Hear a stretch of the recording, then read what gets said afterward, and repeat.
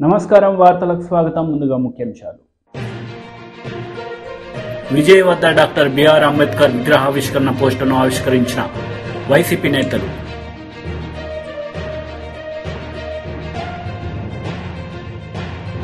రాష్ట్రంలో 12,400 కోట్ల రూపాయలు పెట్టుబడులు పెట్టేందుకు ముందుకు వచ్చిన అదానీ గ్రూప్. ఈ మేరకు దావోస్ లో ముఖ్యమంత్రి రేవంత్ రెడ్డి, అదానీ గ్రూప్ చైర్మన్ గౌతమ్ అదానీ సమక్షంలో 4 ఒప్పందాలు. విజయవాడ డాక్టర్ బిఆర్ అంబేద్కర్ విగ్రహ ఆవిష్కరణ పోస్టర్ను ఆవిష్కరించారు వైఎస్ఆర్ ఎంపీ విజయసాయిరెడ్డి మరియు ఏపీ మంత్రులు. ఈ సందర్భంగా వారు మాట్లాడారు.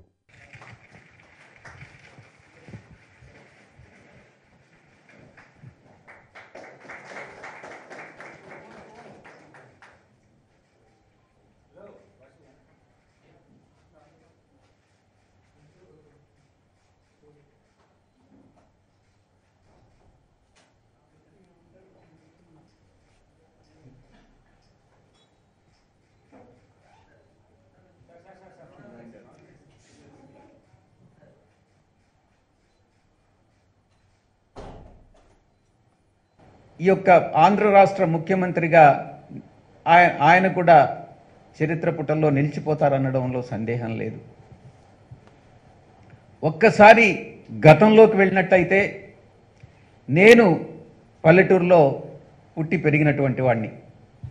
నాకు కూడా తెలుసు పల్లెటూరులో ఆచార సాంప్రదాయాలు, వివక్షత ఎలా ఉన్నాయి అన్నటువంటిది. ఒక 30 సంవత్సరాల క్రితం వెళ్ళినట్లయితే, ఎక్కువ కాలం కూడా అవసరం లేదు, 30-40 సంవత్సరాలు వెనక్కి వెళ్ళినట్లయితే ఈ యొక్క అస్పృశ్యత అన్నటువంటిది, ఎవరైతే బడుగు బలహీన వర్గాలు ఉన్నారో వాళ్ళు ఆ యొక్క పల్లెటూరులో పెద్ద వచ్చినట్లయితే, పెద్ద ఆ దారిని వెళ్ళినప్పుడు కూడా బాంచం దొర అని చెప్పి పక్కకు తప్పుకోవాల్సినటువంటి పరిస్థితులు ఉన్నాయి. ఒకే కప్పులో కాఫీ తాగేటటువంటి పరిస్థితి లేదు. వచ్చి ఎదుటిగా నిలబడేటటువంటి పరిస్థితులు లేవు ఆ రోజుల్లో. కూర్చోవడం వదిలేసేయండి. ఆ స్థాయి నుంచి ఈరోజు ఈ స్థాయి వరకు ఆయన బాబాసాహెబ్ అంబేద్కర్ గారి ఆశయాల మేరకు ఆ రాజ్యాంగం నిర్మించి ఇప్పటి వరకు బడుగు బలహీన వర్గాలని మిగతా వర్గాలకు సమాంతరంగా అభివృద్ధి చెందించడంలో ఆయన చేసినటువంటి కృషి ఎప్పటికీ మరవలేనిదన్నటువంటి విషయాన్ని తెలియజేస్తూ, ఆంధ్ర రాష్ట్ర ప్రజలు ఆకాంక్షల మేరకు వాళ్ళు కోరుకున్నటువంటి విధంగా మన గౌరవ ముఖ్యమంత్రి గారు 19వ తారీఖున ఇంచుమించుగా 400 కోట్లు పైచిలుకు వెచ్చించి ఆ దేశంలోనే అతిపెద్ద విగ్రహాన్ని, న్యాయశిల్పం, సమతా న్యాయ శిల్పాన్ని ఈరోజు 19వ తారీఖు ప్రతిష్ట చేసుకోవడం అన్నటువంటిది నిజంగా ప్రతి ఒక్క తెలుగువాడికి, ప్రతి ఒక్క ఆంధ్రుడికి గర్వకారణం అని చెప్పుకుంటూ, ఈ యొక్క కార్యక్రమానికి ఎవరైతే రావాలని ఆసక్తి చూపిస్తున్నారో వాళ్ళు, గతంలో నేను నిన్న 1,00,000 మంది అన్నాను, ఈరోజు 1,50,000 మంది ఆసక్తి కనపరచడం జరిగింది. 19వ తారీఖు జరగబోయేటటువంటి కార్యక్రమానికి 1,50,000 మంది తక్కువ కాకుండా హాజరవుతారు. అందరూ కూడా, ప్రతి ఒక్కరికి, ఎవ్వరికి కూడా ఆహ్వానం అవసరం లేదు. స్వచ్ఛందంగా అందరినీ కూడా స్వాగతిస్తున్నాం. ఆయన అంబేద్కర్ గారు ప్రజల మనిషి కాబట్టి ఎవరికి స్పెసిఫిక్గా ఆహ్వానం అవసరం లేదని, మన విగ్రహం విషయంలో మాత్రం ఎక్కడా కూడా చిన్న మచ్చ కూడా లేకుండా, చిన్న ఇబ్బంది కూడా లేకుండా పెట్టారు. కాబట్టి ఎల్లవేళలా మేమందరం జగనన్నతోనే మా ప్రయాణం అనే విధంగా మా ఆశలను, ఆశయాలను తీరుస్తా ఉన్న జగనన్నకి తోడుగా ఉంటూ మేము ముందుకు ప్రయాణం సాగిస్తామని చెప్పి తెలియజేస్తూ సెలవు తీసుకుంటా ఉన్నాం. కాంగ్రెస్ లీడర్ వి హనుమంతరావు ప్రెస్ మీట్ నిర్వహించారు. ఈ సందర్భంగా పలు అంశాలపై ఆయన మాట్లాడారు. ప్రాంతంలో ఏదైతే ప్రధానమంత్రి గారు ఒక మహిళ ఏది ఇండ్లు ఇచ్చిండ్రు అనే దాంట్లో ఒక అడ్వర్టైజ్మెంట్ కూడా వచ్చింది. అమ్మాయికి రాలే, ఇల్లు రాలేదు, ఏం రాలేదు, కిరాయికుంటున్నది. ఇలాంటి మాటలు ఎవరికి లాభం చేస్తున్నావు? నివేదికలో కూడా ఉన్నది. 5 మంది కొత్త కోటీశ్వర్లు తయారైన, ఒక్కొక్కరికి $1,00,000, $2,00,000, లక్షల కోట్ల డాలర్లు పెరిగినాయని చెప్తున్నారు. ఇక్కడ ఎవరికి లాభం చేశావు? ముఖేష్ అంబానీతో ఒకప్పుడు టాప్ లో ఉన్న వ్యక్తి ఇవాళ అదానీ పైకి వచ్చాడు. అంటే కార్పొరేట్ సెక్టర్లకే లాభం చేస్తున్నావు తప్పితే బిలో పావర్టీని ఎక్కడ చూడలే. దానికే నిదర్శనం మణిపూర్ లో పేదరికంలో ఉన్నారాడ, లా అండ్ ఆర్డర్ లేదు. కానీ ప్రధానమంత్రి ఇప్పటి వరకు ఒక్క రోజు రాలే. మే 3 జరిగింది ఇన్సిడెంట్. ఇక్కడ వరకు కూడా అక్కడ నేను మొన్ననే రాహుల్ గాంధీ గారి న్యాయ యాత్రకు పోయినుంటి. అక్కడ తెలిస్తే ఇప్పటి వరకు కూడా బిలో పావర్టీ వాళ్ళు ఉన్నారు. వాళ్ళకు లా అండ్ ఆర్డర్ లేదు, ప్రజలకు రక్షణ లేదు. ఇప్పటికే 700-800 మంది చనిపోయారు. కానీ ప్రధానమంత్రికి ఏదైతే కార్పొరేట్ సెక్టర్లకు లాభం చేస్తున్నాడు కానీ పేదలకు ఎక్కడ న్యాయం జరగలే. ఇంతకంటే అబద్ధం ఏంటంటే 25 కోట్ల మంది అట బిలో పావర్టీ నుంచి వాళ్ళ ఆర్థిక స్తోమత పెరిగిందట. అందుగురించి వాళ్ళ ఇన్కమ్ ట్యాక్స్ 2 లక్షల నుంచి 8 లక్షలకు పెంచిండట. ఏడ పెరిగిందిరా బాబు? ఏది ఇతర దేశాల ప్రధానమంత్రులు వచ్చినప్పుడు రోడ్ సైడ్ ల సమ్ ఏరియాలో ఉన్నటువంటి దగ్గర ఒక బోర్డు ఏది వాల్ కట్టిస్తావు ఎవడు చూడకుండా. నిజంగానే నీకు పేదరికంలో ఉన్న వారి గురించి ఆలోచన ఎప్పుడన్నా చేసినవా? 2 కోట్ల ఉద్యోగాలు అన్నావు. అదేవిధంగా 15 లక్షల ఏది బ్లాక్ మనీ తెస్తానో ఎవరికి ఇచ్చినవురా బాబు? రైతులు almost 1 year minimum support praise ఇవ్వాలని కూర్చుంటే వాళ్ళకి ఇప్పటిదానికా న్యాయం చేయలేదు. ఇంత అబద్ధం అనండి. కేవలం నువ్వు కార్పొరేట్ సెక్టర్లకే లాభం చేస్తున్నావు, పెద్ద పెద్ద భూస్వాములకే లాభం చేస్తున్నావు. పేదరికంలో ఉన్న వారికి ఎక్కడ చూస్తలేవు. ఎక్కడ జరిగిందండి చెప్పండి? నువ్వు డిమానిటైజేషన్ చేసి ఇవాళ కూడా కూరగాయలు అమ్ముకునే వాళ్ళు చిన్న చిన్న వ్యాపారస్తులు రోడ్ల మీద ఉన్నారు. నువ్వు దానికి ఇంకా అబద్ధం అనండి. నీ చేతిలో పత్రికలు ఉన్నాయి, మీడియా ఉన్నదని 25 కోట్ల మందిని ఎక్కడ నువ్వు పైకి తీసుకొచ్చినావు నాకైతే ఎక్కడ అర్థమైతే లేదు. బిలో పావర్టీ నువ్వు ఒక పక్క పెట్రోల్ ధర పెంచుతావు, డీజిల్ ధర పెంచుతావు, జీఎస్టీ వేస్తావు. ఇక ఎవడు పైకి వచ్చిండ్రా బాబు? Only corporate sector. ముఖేష్ అంబానీని మించిపోయిండు అదాని. అదాని మొన్నటి వరకు ఏం లేకుండా నువ్వు ప్రధానమంత్రి అయినాక ముఖేష్ అంబానీని మించిపోయిందంటే ఇంతకంటే నిదర్శనం ఏమి కావాలి? ఇది నేను చెప్పిన ఇప్పుడు వరల్డ్ ఎకనామిక్ ఫోరం చెప్పింది. వాళ్ళ నివేదికలు ఇచ్చిన ప్రపంచంలో 500 కోట్ల మంది బిలో పావర్టీ లైన్ ఉంటే ఈయన 25 కోట్ల మంది ఈనాడు ఏది మంచి పరిస్థితికి వచ్చారు, ఎదిగిండ్రు, బిలో పావర్టీ నుంచి మెయిన్ స్ట్రీమ్ కి వచ్చిందని చెప్పడం అనేది ఇంతకంటే అబద్ధం. రాష్ట్రంలో 12,400 కోట్ల రూపాయల పెట్టుబడులు పెట్టేందుకు అదానీ గ్రూప్ ముందుకొచ్చింది. ఈ మేరకు దాస్లో ముఖ్యమంత్రి రేవంత్ రెడ్డి, అదానీ గ్రూప్ చైర్మన్ గౌతమ్ అదానీ సమక్షంలో 4 ఒప్పందాలు కుదిరాయి.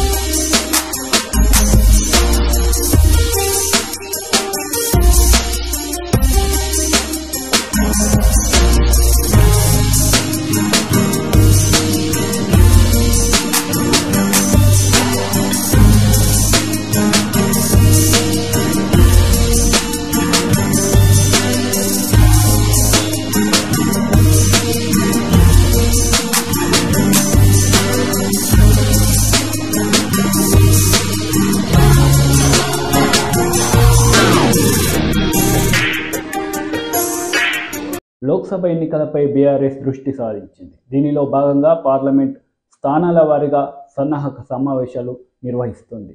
ఈ క్రమంలో తెలంగాణ భవన్లో నాగర్ కర్నూల్ సెగ్మెంట్ నేతలతో హరీష్ రావు కీలక సమీక్ష నిర్వహించారు.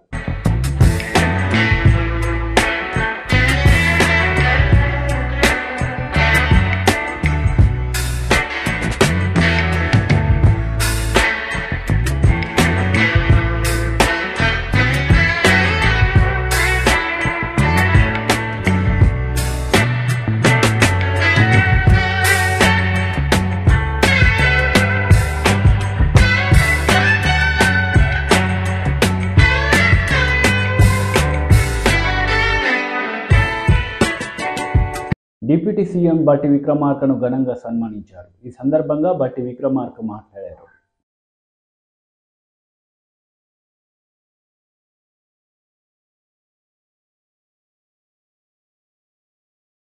తప్పనిసరిగా మీ అందరూ రుణం తీర్చుకునే విధంగా మదర్ శాసనసభ నియోజకవర్గ అభివృద్ధి కోసం పనిచేస్తానని మీ అందరికీ నేను మాటిస్తా ఉన్నాను. మీరందరూ గతంలో కూడా 2009లో నన్ను శాసనసభ్యుడిగా గెలిపించి పంపిస్తే ఆనాటి ఉమ్మడి ఆంధ్రప్రదేశ్లో మొట్టమొదటిసారి చీఫ్ విప్గా నన్ను నియమించినటువంటి ఆనాటి డాక్టర్ వైఎస్ రాజశేఖర రెడ్డి గారిని కూడా గుర్తు చేసుకోవాల్సినటువంటి అవసరం ఉందని నేను భావిస్తా ఉన్నాను. అలాగే అనేక ఒడిదొడుకులు ఏర్పడతా ఉంటే ఆ ఉద్యమాల సమయంలో ప్రభుత్వాన్ని నిలబెట్టడానికి, సభను నడిపించడానికి అవసరమైన విధంగా నన్ను డిప్యూటీ స్పీకర్గా నియమించి సభను నడిపించడం కోసం నన్ను నియమించిన సోనియా గాంధీ గారిని, రాహుల్ గాంధీ గారిని కూడా తప్పనిసరిగా కృతజ్ఞతలు తెలియజేసుకోవాల్సిన అవసరం ఉంది. ఆ తర్వాత 2014లో మీరందరూ నన్ను శాసనసభ్యుడిగా గెలిపించి పంపిస్తే రాష్ట్రంలో కాంగ్రెస్ పార్టీకి వర్కింగ్ ప్రెసిడెంట్గా నన్ను నియమించి ఆ తర్వాత క్యాంపెయిన్ కమిటీ చైర్మన్గా నియమించి రాష్ట్రంలో ఉన్నటువంటి కాంగ్రెస్ పార్టీ కోసం పనిచేయండి అని చెప్పి నాకు బాధ్యతలు అప్పచెప్పినటువంటి సోనియా గాంధీ గారిని, మరీ ముఖ్యంగా రాహుల్ గాంధీ గారికి మీ అందరి తరఫున నేను కృతజ్ఞత తెలియజేస్తా ఉన్నాను. తిరిగి 2018లో మీరంతా నన్ను శాసనసభ్యుడిగా గెలిపించి పంపిస్తే రాష్ట్రంలో కాంగ్రెస్ పార్టీ లేకపోయినప్పటికీ ప్రజల పక్షాన కొట్లాడి తెచ్చుకున్న తెలంగాణ రాష్ట్ర ప్రజల ఆకాంక్షలు నెరవేర్చడం కోసం ప్రజా గొంతుగా శాసనసభలో బయట వినిపించాలనేటువంటి ఆలోచనతో కాంగ్రెస్ పార్టీ సిఎల్పి లీడర్గా నన్ను నియమించిన ఆనాటి అఖిల భారత కాంగ్రెస్ కమిటీ అధ్యక్షుడు రాహుల్ గాంధీ గారికి కూడా నేను ప్రత్యేకంగా ధన్యవాదాలు తెలియజేస్తా ఉన్నాను. మీరు గెలిపించిన మీదట వారు నన్ను సిఎల్పి నాయకుడిగా, ప్రధాన ప్రతిపక్ష నాయకుడిగా తెలంగాణ ప్రజల అనేక కోరికలు, కలలతో తెలంగాణ ప్రజల భవిష్యత్తు కోసం ప్రత్యేక రాష్ట్రం కావాలనంటే ఆ కలలు నిజం చేయటం కోసం శ్రీమతి సోనియా గాంధీ గారు తెలంగాణ రాష్ట్రాన్ని ఇచ్చారు. కానీ కలలు కలలుగానే మిగిలిపోయాయి. ప్రజల ఆకాంక్షలు నెరవేరట్లేదు. వాటి కోసం నువ్వు పనిచేయాలని చెప్పి నన్ను ప్రోత్సహించి ప్రధాన ప్రతిపక్ష నాయకుడిగా చెప్తే నేను ఇక్కడి నుంచి మదర్ శాసనసభ నియోజకవర్గ ప్రజల ఆశీస్సులతో ఇక్కడ ఉన్నటువంటి నాయకుల యొక్క అనేక రాజకీయ పార్టీల నాయకులు, కేవలం కాంగ్రెస్ నాయకులే కాదు, అనేక రాజకీయ పార్టీల నాయకుల యొక్క జ్ఞానాన్ని, ఆలోచనని మీ అందరి సహకారంతో పొంది రాష్ట్ర వ్యాప్తంగా ప్రజల గొంతుగా శాసనసభ MP Kesineni Nani press meet నిర్వహించారు. ఈ సందర్భంగా పలు అంశాలపై ఆయన మాట్లాడారు. వెళ్ళినప్పటి నుంచి కూడా నేను అవినాష్లో చూశాను చాలా పట్టుదలగా. ఈ మధ్య ఈ కాలంలో కుర్రోళ్ళు అంత పట్టుదల ఉండి ఒక టార్గెట్ కోసం ఒక టార్గెట్ పెట్టుకుని మా నాన్నగారి ఆశయం నేను సాధించాలి, ఎట్టి పరిస్థితుల్లో విజయవాడ ఈస్ట్లో నేను ఎమ్మెల్యే అవ్వాలి, మా నాన్నగారి ఒక ఆశయం నెరవేరే వరకు నేను నిద్రపోనని నిజంగా కూడా నిద్రపోకుండా పనిచేసేటువంటి గొప్ప వ్యక్తి అవినాష్. చిన్న కుర్రోడైనా సరే అటువంటి లక్ష్యాలతో పనిచేసేవాడు మనం చాలా తక్కువ చూస్తున్నాం. ఒక యాంటీ దీంట్లో అంటే మీకు విజయవాడ ఈస్ట్ గురించి తెలుసు, ఒక యాంటీ దీంట్లో కూడా ఒక పాజిటివ్ తీసుకొచ్చుకున్నాడు తన గురించి. దాంట్లో ఎటువంటి సందేహం లేదు, నేనేమి తప్పు చెప్పలేదు. దీంట్లో ఒక యాంటీతో మొదలయ్యాడు ఇక్కడ విజయవాడ ఈస్ట్లో. తర్వాత చంద్రబాబు నాయుడు గారు ఆయన ఆఫీస్ ఆయన పక్కన గుడించుకుని దాన్ని అవినాష్ మీద కూడా వేశారు. మనందరికీ తెలుసు ఆ రోజు సంఘటన కూడా వేసి దాన్ని కూడా మరి విస్తృతంగా పబ్లిసైజ్ చేశారనమాట. అవినాష్ తప్పు చేస్తాడని నాకు తెలుసు ఆ రోజు.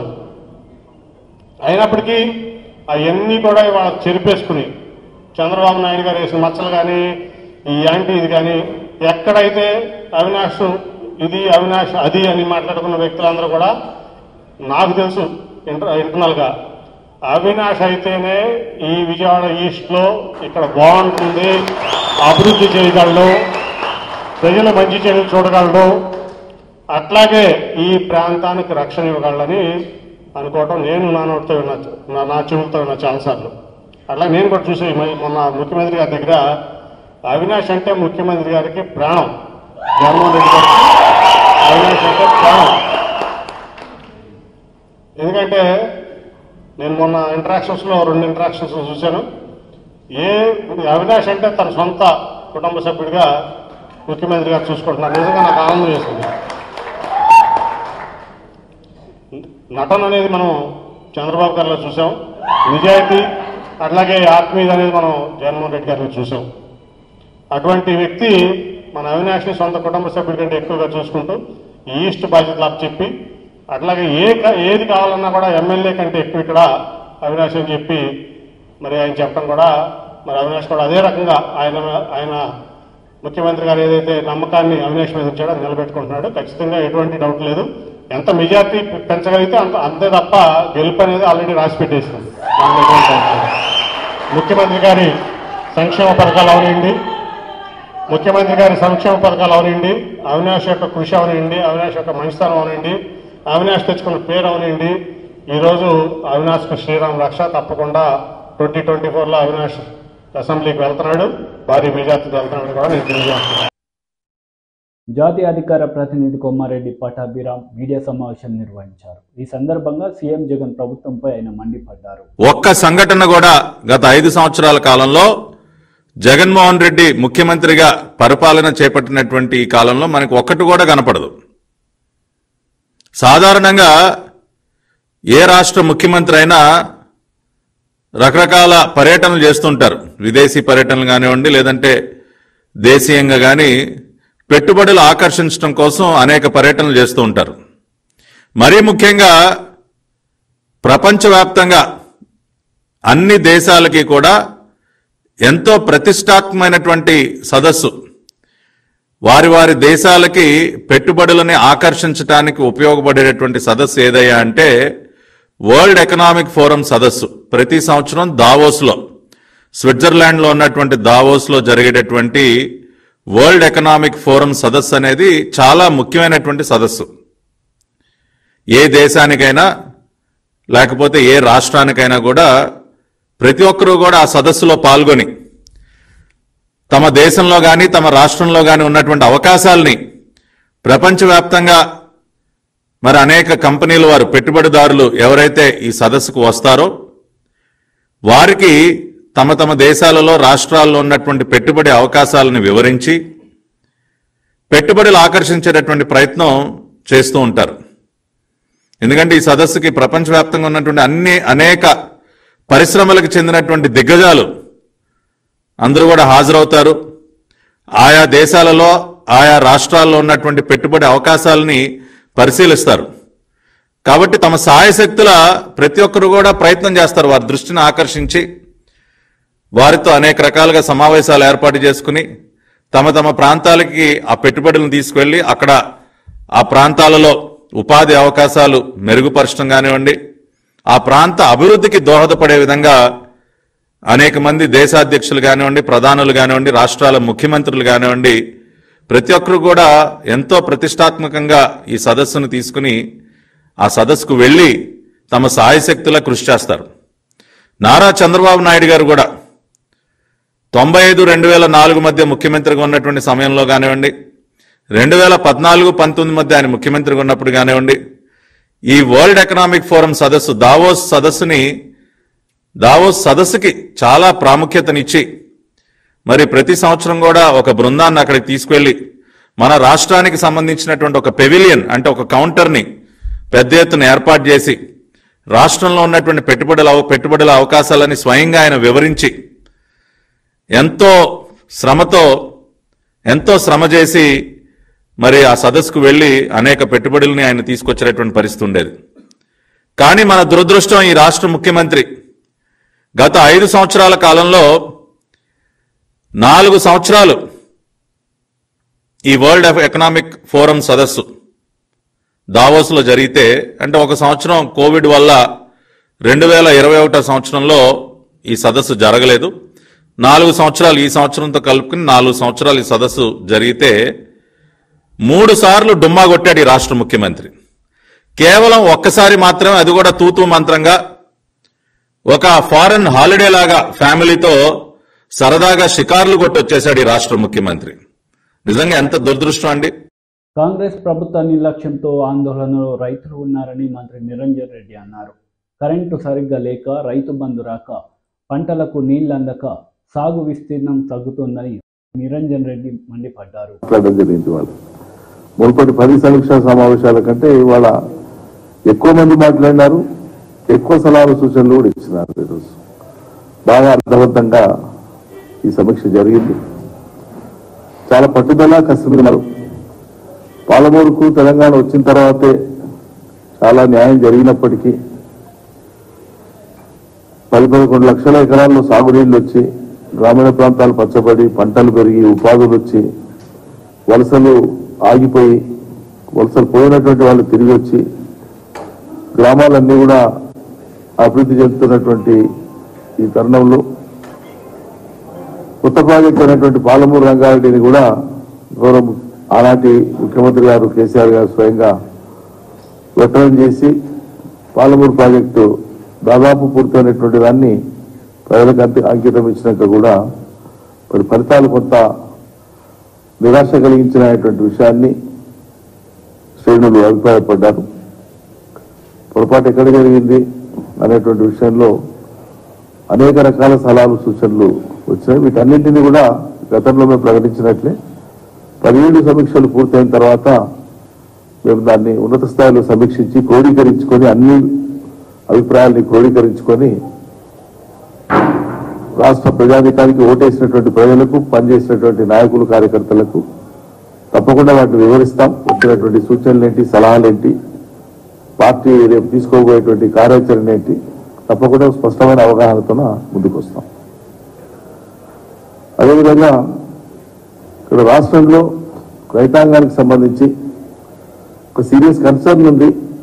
గత వారం కూడా స్వయంగా నేనే గత ప్రభుత్వంలో వ్యవసాయ శాఖ మంత్రిగా పనిచేసినటువంటి బాధ్యతతో ఇవాళ టీఆర్ఎస్ పార్టీ నాయకుడిగా నాతో పాటు మరికొందరు పెద్దలు పెట్టుకొని రాష్ట్ర ప్రభుత్వాన్ని కోరడం జరిగింది.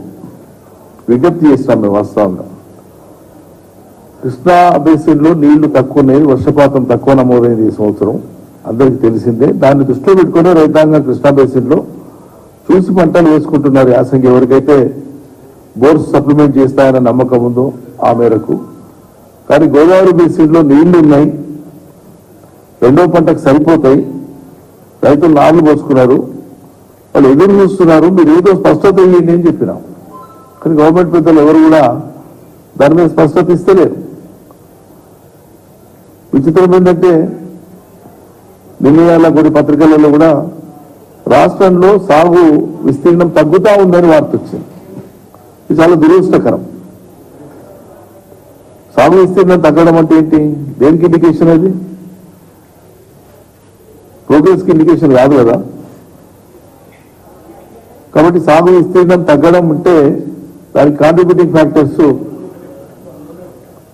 కరెంటుకు సంబంధించిన సమస్య ఉంటుంది, పెట్టుబడికి సంబంధించిన సమస్య ఉంటుంది, నీళ్లకు సంబంధించిన సమస్య ఉంటుంది.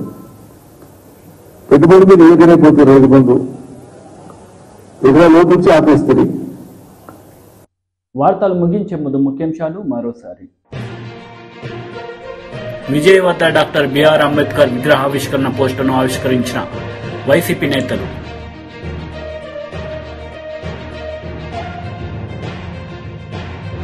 రాష్ట్రంలో 12,400 కోట్ల రూపాయలు పెట్టుబడులు పెట్టేందుకు ముందుకు వచ్చిన అదానీ గ్రూప్.